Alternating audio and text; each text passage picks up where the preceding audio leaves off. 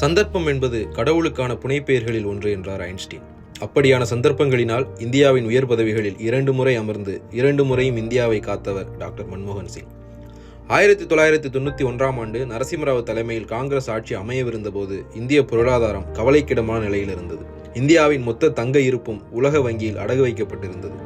நிதி பற்றாக்குறை மொத்த உள்நாட்டு உற்பத்தியில் 8.5%ஆகவும் அந்நிய செலாவணி கையிருப்பு 7000 கோடியாகவும் இருந்து திவாலாவதற்கு முந்தைய படியில் நின்று கொண்டிருந்தது இந்தியா. 1991 ஜூன் 21 அன்று புதிய அரசு பதவியேற்க வேண்டும் என்ற சூழலில் ஜூன் 20ஆம் தேதி இரவில்தான் நெதர்லாந்திலிருந்து டெல்லி வந்திருந்தார் மன்மோகன் சிங். ராஜீவ்காந்தியினுடைய ஆட்சியில் அவரின் முதன்மை செயலாளராக இருந்த அலெக்சாண்டரை மன்மோகன் சிங்கிடம் அனுப்பி நிதியமைச்சர் பதவி குறித்து பேசச் சொல்லியிருந்தார் நரசிம்மராவ். அதிகாலை 3 மணிக்கு வந்த அந்த தகவலை சீரியஸாக எடுத்துக்கொள்ளாமல் அடுத்த நாள் காலை பல்கலைக்கழக மானியக்குழு அலுவலகத்திற்கு புறப்பட்டிருந்தார் அப்போது அதன் தலைவராக இருந்த மன்மோகன் சிங். பிறகு நரசிம்மராவை மன்மோகன் சிங்கை தொலைபேசியில் அழைத்து வீட்டிற்கு சென்று உடைமாற்றிக் கொண்டு அசோகா ஹாலிற்கு பதவியேற்புக்கு வாருங்கள் என்று அழைத்தார். ஆக்சிடென்டல் பிரைம் மினிஸ்டர் என்று மன்மோகன் சிங் பற்றி புத்தகம் வந்தது. ஆனால் உண்மையில் அவர் ஆக்சிடென்டல் பினான்ஸ் மினிஸ்டர். அந்த நிகழ்வுதான் இந்தியாவை மிகப்பெரிய விபத்திலிருந்து காத்தது. தாராளமயமாக்கல் கொள்கையை மிகப்பெரிய எதிர்ப்புக்கிடையிலும் அமல்படுத்தினார் மன்மோகன் சிங். தொழில் தொடங்குவதற்கான வழிமுறையை கடினமாக்கி வைத்திருந்த லைசன்ஸ் ராஜ் முறையை ஒழித்ததால் தொழில்கள் பெருகின. இந்திய பொருளாதாரம் கொஞ்சம் கொஞ்சமாக மீளத் தொடங்கியது. தற்போது பாகிஸ்தானில் இருக்கும் பஞ்சாப் பகுதியில் பிறந்த மன்மோகன் சிங் பஞ்சாப் பல்கலைக்கழகம், கேம்பிரிட்ஜ், ஆக்ஸ்போர்ட் பல்கலைக்கழகங்களில் பயின்றார். ரிசர்வ் வங்கி ஆளுநர், திட்டக்குழு துணைத் தலைவர் என பல பதவிகளை வகித்தார். அந்த அனுபவங்கள் தான் நிதியமைச்சராக அவருக்கு கை கொடுத்தது. ஆக்ஸ்போர்ட் பல்கலைக்கழகத்திலேயே தாராளமயம் குறித்த ஆய்வுக் கட்டுரை சமர்ப்பித்த வகையில் பொருளாதாரத்தில் தான் நம்பிய கொள்கையாலேயே இந்தியாவை மீட்டார் மன்மோகன் சிங். 1996இல் காங்கிரஸ் கட்சி ஆட்சியில் இருந்து இறங்கிய பிறகும் மாநிலங்களவை உறுப்பினராக தொடர்ந்தார். 1999 மக்களவைத் தேர்தலில் தெற்கு டெல்லி தொகுதியில் போட்டியிட்டு வெற்றி வாய்ப்பை இழந்த மன்மோகன் சிங் மாநிலங்களவை எதிர்க்கட்சித் தலைவரானார். 2004இல் சோனியா காந்தி பிரதமராக முடியாத சூழல் உண்டான போது மன்மோகன் சிங் பிரதமராக்கப்பட்டார்.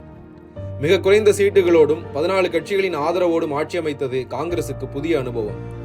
இந்தியாவின் மிகச்சிறந்த ஆட்சிகளில் மன்மோகன் சிங்கின் முதல் ஆட்சி காலமும் ஒன்று. கூட்டணி அரசு, தன்னை பெரும்பாலும் எதிர்த்த இடதுசாரிகள் வெளியிலிருந்து ஆதரவு கொடுத்தது என பல தடைகள் இருந்தாலும் இந்திய வரலாற்றின் மைல்கல்லாக இருந்த பல திட்டங்களை கொடுத்தார் மன்மோகன் சிங்.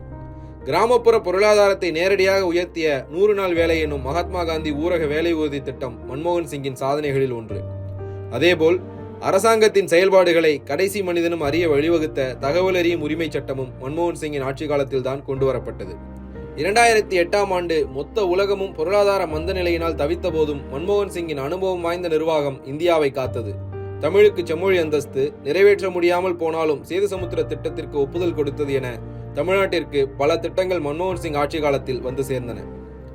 எதிர்க்கட்சிகளால் பேசா பிரதமர் என விமர்சிக்கப்பட்டாலும் உலக அரங்கில் உண்மையிலேயே மதிக்கப்பட்ட தலைவராக மன்மோகன் சிங் இருந்தார். அமெரிக்க அதிபராக இருந்த பராக் ஒபாமா ஒரு முறை ஜெர்மன் பயணத்தில் உங்களுக்கு பிடித்த அரசியல் தலைவர் யார் என்ற கேள்விக்கு மன்மோகன் சிங் என்று பதிலளித்தார். அதேபோல் கூட்டணிக்குள் குழப்பம் வந்து தன் பதவிக்கே ஆபத்தான சூழலிலும் அமெரிக்காவுடனான அணுசக்தி ஒப்பந்தத்தை நிறைவேற்றி காட்டினார்.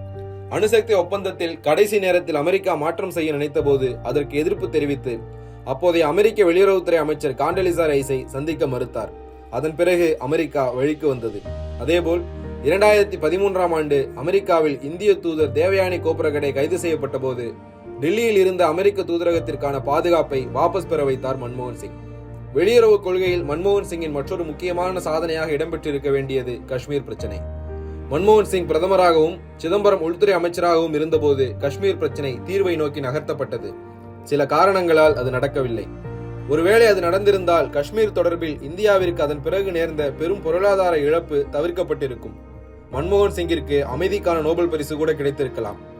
அவருடைய 2ஆம் ஆட்சி காலம் மீதிருந்த கடுமையான விமர்சனங்கள் அவர் மீதான நற்பெயரை குறைத்தாலும் இந்திய வரலாற்றில் 9% பொருளாதார வளர்ச்சி என்ற உச்சத்தை தன்னுடைய ஆட்சி காலத்தில் நடத்தி காட்டினார் மன்மோகன் சிங். பிரதமர் பதவியிலிருந்து விலகிய போதும் கட்சி வேறுபாடுகளை கடந்து நாட்டின் நன்மைக்காக பொருளாதார ஆலோசனைகளை வழங்க தயார் என அறிவித்தார் மன்மோகன் சிங். மோடி பிரதமரான பிறகு மன்மோகன் சிங்கிடம் ஆலோசனைகளை கேட்டிருக்கிறார். தான் சிறந்த நாடாளுமன்றவாதிகளில் ஒருவர் என்பதையும் மன்மோகன் சிங் நிரூபித்துக் கொண்டே இருந்தார்.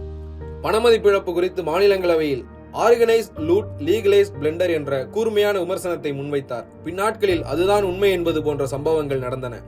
2023 ஆகஸ்டில் தன் உடல் நலிவுற்றிருந்த போதும் டெல்லி அரசின் உரிமைகளை பறிப்பதற்கான மசோதாவிற்கு எதிராக வாக்களிக்க மாநிலங்களவைக்கு வந்தார்.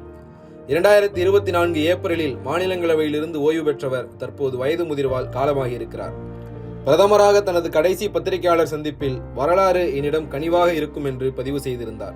வரலாறு அவரிடம் கனிவாக இருப்பது மட்டுமல்ல, அவரை வலிமையானவராகவும் இந்தியாவை வலிமைப்படுத்தியவராகவும் பதிவு செய்யும்.